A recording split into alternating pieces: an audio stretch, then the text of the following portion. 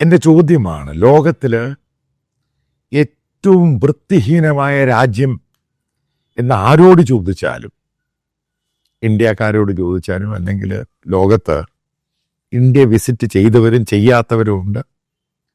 അതിനകത്തൊക്കെ പറയുന്നൊരു രാജ്യം ഇന്ത്യയാണ്. ലോകത്ത് ഏറ്റവും വൃത്തിഹീനമായ രാജ്യം. രണ്ടാമത്തെ ചോദ്യമുണ്ട്, ഈ വൃത്തികേട് കൊണ്ട് ഏറ്റവും കൂടുതൽ അസുഖങ്ങൾ വന്ന് മരിക്കുന്ന ജനവിഭാഗമുള്ള രാജ്യം ഏതാണ്? അതും ഇന്ത്യയാണ്. അതിൻ്റെ ഭാഗമായിട്ടാണ് ഇന്ത്യൻ പ്രധാനമന്ത്രി നരേന്ദ്രമോദി ആദ്യമായിട്ടൊരു വലിയ പ്രോജക്റ്റ് ഇന്ത്യയിൽ കൊണ്ടുവരുന്നത്, സ്വച്ഛ് ഭാരത്.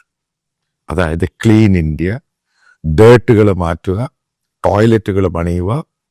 കാരണം നോർത്ത് ഇന്ത്യയിലും വെസ്റ്റേൺ ഇന്ത്യയിലൊക്കെ ഫ്രീക്വൻ്റ് ആയിട്ട് ട്രാവൽ ചെയ്ത ഒരാളാണ് ഞാൻ, എൻ്റെ ജോലിപരമായ ആവശ്യത്തിന്. റോഡുകൾ മുഴുവനും, വില്ലേജുകളാണെങ്കിൽ എല്ലാ റോഡുകളിലാണ് ഈ ടോയ്ലറ്റ് എന്ന് പറയുന്നത്. നമ്മൾ ഈ റോഡിൻ്റെ സൈഡിൽ കൂടെ നടക്കാൻ പറ്റത്തില്ല. അതുറപ്പായിട്ടും അതിന് മാറ്റമുണ്ടായിട്ടുണ്ട്.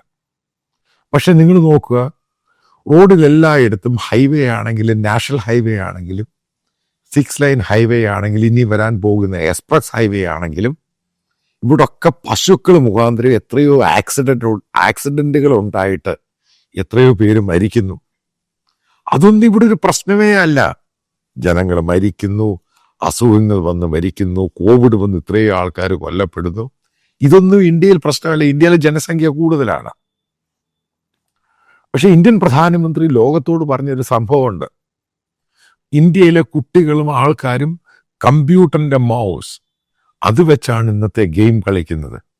പഴയ പോലെ പാമ്പിനെ വെച്ചല്ല ഗെയിം കളിക്കുന്നത്. അതായത് ഇന്ത്യ മാറുകയാണ്. ആ ഒരു സന്ദേശം 10-62 രാജ്യങ്ങൾ വിസിറ്റ് ചെയ്ത ഇന്ത്യൻ പ്രധാനമന്ത്രി, ഇന്ത്യൻ ഡെലിഗേറ്റ്സും നിരന്തരമായി പറഞ്ഞതിൻ്റെ പേരിൽ ഇന്ത്യയുടെ ഇമേജ് ഉയർന്നു, ഉറപ്പായിട്ട് ഉയർന്നു. അതുകൊണ്ട് തന്നെയാണ് ഇന്ത്യൻ എത്നിസിറ്റിയും ഇന്ത്യൻ മിത്തോളജിയൊക്കെ ചേർത്ത് വിശ്വഗുരു എന്ന സംഭവത്തിലോട്ട് ഇന്ത്യയിലുള്ള മീഡിയയും ചില ഗ്ലോബൽ മീഡിയയും ഇന്ത്യൻ പ്രധാനമന്ത്രിയെ വിളിക്കാനുണ്ടായ കാരണം. അല്ലാതെ നിങ്ങൾ ഉദ്ദേശിക്കുന്ന പോലെ ഇന്ത്യയുടെ വലിയ വലിപ്പം കണ്ടിട്ടും ഇന്ത്യയുടെ ഭയങ്കര എക്കോണമി കണ്ടിട്ടൊന്നുമല്ല. കാരണം ഹ്യൂജായിട്ടുള്ള ജനസംഖ്യയാണ് ഇന്ത്യയിൽ.